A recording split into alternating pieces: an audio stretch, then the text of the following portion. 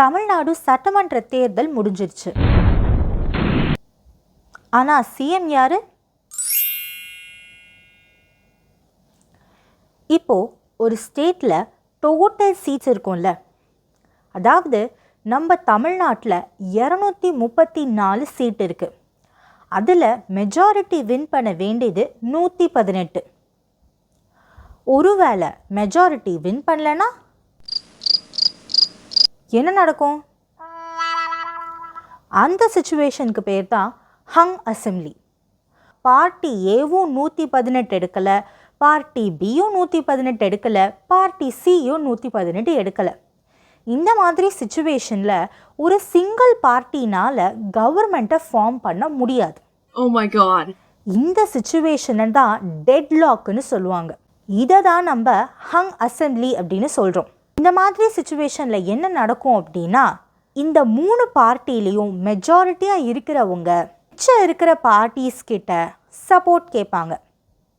For example, நான் சொன்ன எக்ஸாம்பிளில் party ஏ 100 seat வச்சுருக்காங்க. அவங்க பார்ட்டி பி கிட்டேயும் பார்ட்டி சி கிட்டேயும் சப்போர்ட் கேட்கலாம். ஒருவேளை அவங்க சப்போர்ட் பண்ணுற பட்சத்தில் அவங்க மெஜாரிட்டியை ரீச் பண்ணுவாங்க. அப்படி மெஜாரிட்டியை ரீச் பண்ணதுக்கப்புறம் தான் அவங்களால சிஎம் பொசிஷனில் உட்கார முடியும். இதில் கவர்னர் ரோல் தான் ரொம்ப முக்கியம்.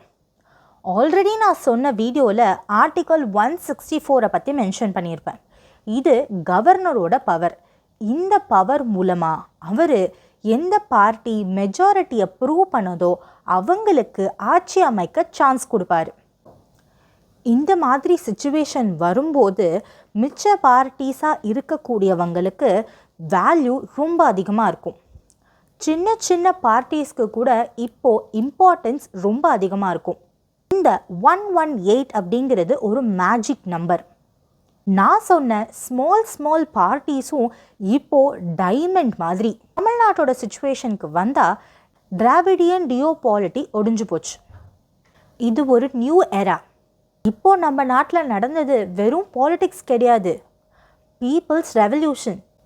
தமிழ்நாட்டில் very first time after tickets collision கவர்மெண்ட்டை பற்றி நம்ம யோசிக்கிறோம்.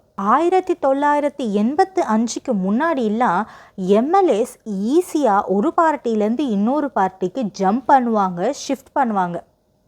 இந்த மாதிரி அவங்க ஸ்விட்ச் பண்ணும்போது நிறைய கான்சிக்வென்சஸ் வரும். இந்த மாதிரி கான்சிக்வென்சஸை ஸ்டாப் பண்ணுறதுக்காக தான் 52nd அமெண்ட்மெண்ட்டில் நம்ம 10th ஷெடியூலில் ஆன்டி டிஃபெக்ஷன் லாவை கொண்டு வந்தாங்க.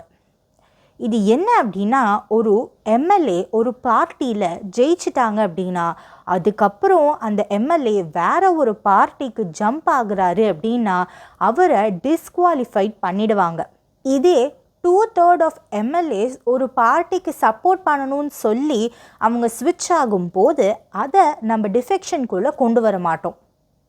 நார்மலாக இந்தியாவில் ஒரு பார்ட்டி ஜெயிச்சதுக்கப்புறம் அந்த பார்ட்டியில் இருக்கிற எம்எல்ஏஸ் வேற ஒரு பார்ட்டிக்கு போனாலோ இல்லை சப்போர்ட் பண்ணாலோ இல்லை கம்யூனிகேஷன் வச்சுருக்காங்கன்னு தெரிஞ்சாலோ அந்த எம்எல்ஏ டிஸ்குவாலிஃபைட் ஆகிடுவாங்க.